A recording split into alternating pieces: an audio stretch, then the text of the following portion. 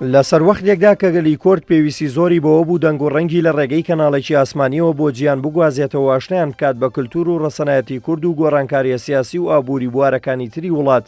ئالەو کاتەدا و دروست لە یەکێکی 2000 یەکێتی نیشتیمانی کوردستان کەناڵی ئاسمانی کورساتی بەڕووینەتەوەی کورد لە ناوخۆ گیان کردەوە. هەرچەندە مێژووی ڕاگەیاندنی کوردی زۆر قۆناغی دیکەی بڕی بوو، بەڵامکردنەوەی کەناڵی کورسات 16 ساڵ لەمەوبەر بووە دەستپێکی باش بۆ برەودان بە دنیای ڕاگەیاندنی کوردی لە بواری ئاسمانیدا.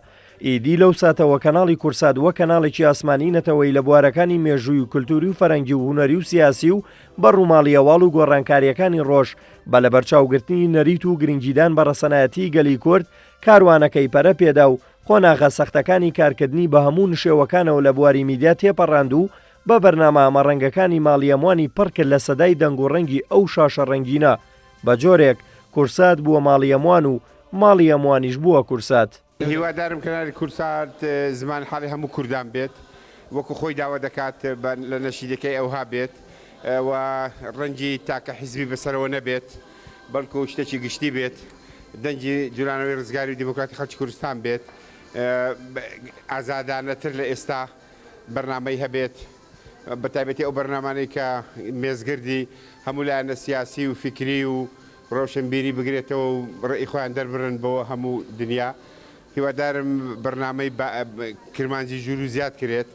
یادی 16 ساڵەی دامەزراندنی کەناڵی کورسات لە کاتێکدایە کە ئێستا ئەو کەناڵە تاقانەیە بۆتە دەزگایەکی میدیایی فراوان و بە 2 تەلەڤیزیۆن و 2 رادیۆ و 2 ماڵپەڕ خزمەتی بینەران و بیسەران و خوێنەرانی دەکات لە پێناو زیاتر دەوڵەمەندکردن و بەرەو پێشبردنی بواری ڕاگەیاندنی کوردی لە هەرێمی کوردستان و گیان. ئەوە لەگەڵەوەی دەزگای میدیایی کورسات بەشی دۆبلاشی تایبەت بەخۆی هەیە بۆ وەرگێڕانی ئەو دۆکۆمنتاری و دراما بیانیانەی کە لە شاشەی کورسات و کورسات نیوزەوە پەخشی دەکات. دەزگای میدیایی کورسات ئێستا خۆی دەبینێتەوە لە 2 رادیۆ 2 ماڵپەڕ و 2 تەلەڤیزیۆن کە ئەوانیش رادیۆی دەنگی کورسات بە پەخشینەوە 6.3 تایبەت بە خستنەڕووی هونەری کوردی و گواستنەوەی هەواڵەکانی ڕۆژ.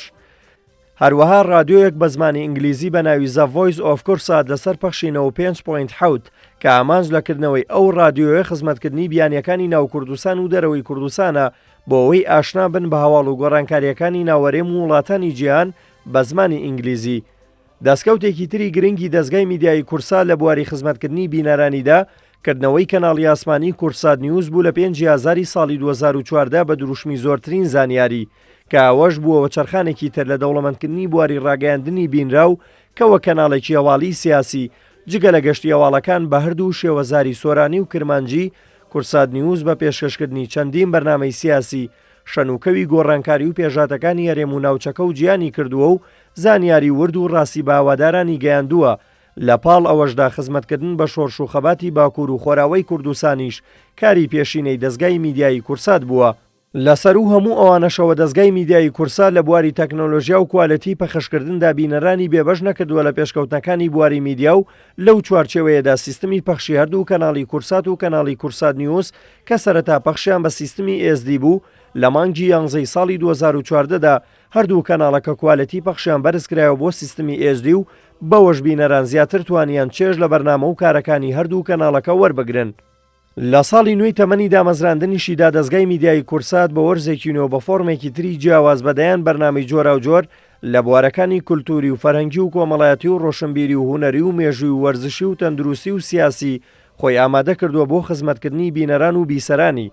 دەزگای میدیایی کورسات لە پلانیشیدایە لە وەرزی نوێی تەمەنیدا پەخشی کەناڵەکانی بگاتە هەموو ئەو جێگایانەی کە کوردی تێدا نیشتەجێیە. هەروەها لە یادیدا مەزراندنی 16 ساڵەی تەمەنیدا دەزگای میدیایی کورسات هەوادارانی دڵنیا دەکاتەوە کە بەردەوام دەبێت لە پێشکەشکردنی زیاتر و بەرەو پێشبردنی ڕاگەیاندنی کورد لەسەر ئاستی هەرێم و ناوچەکە و گیان. دەزگای میدیایی کورسات وەک دەزگایەکی خاوەن بنەما و هەستکردن بە لێپرسراوەتی ئەخلاقی و نەتەوەی ئەو پەیامە ڕاستەی بینەران و بیسەرانی دەکات کە ساڵ لە دوای ساڵ کاری نوێتر و جیاوازتر لەگەڵ پێدانی زۆرترین زانیاری بە هەوادارانی پێشکەش دەکات. وێڕایەوەی ڕەسەنایەتی و فەرهەنگی کوردی هەمیشە لە لووتکەدا بەرز ڕادەگرێت. دلێر کەمال، کورسات نیوز، سلێمانی.